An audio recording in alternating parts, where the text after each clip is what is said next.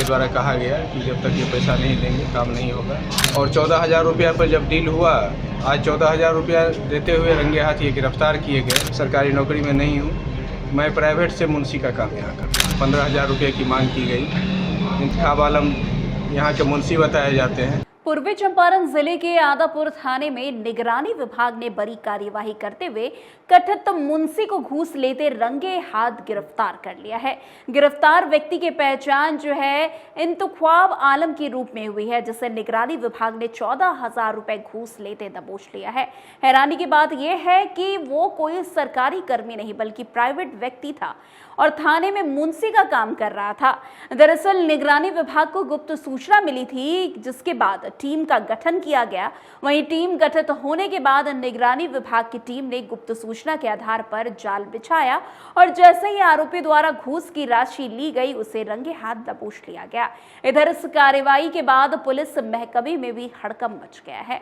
वैसे आपको बता दें कि अब तक इस पूरे प्रकरण में जो है आदापुर थाना अध्यक्ष पप्पू पासवान की भूमिका पर भी सवाल उठने लगे हैं। सवाल ये है कि जब थाने में सरकारी मुंशी की व्यवस्था होती है तो एक निजी व्यक्ति को भी इस तरह की जिम्मेदारी कैसे सौंप दी जाती है, ये बड़ा सवाल अब उठ रहा है।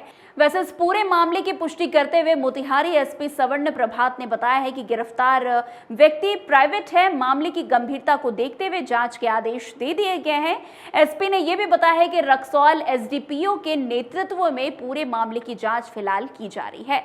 वैसे सूत्रों के मुताबिक इंतखाब आलम लंबे समय से थाने में दलाली का काम करता था और थाने में कई अधिकारियों से संपर्क में भी था।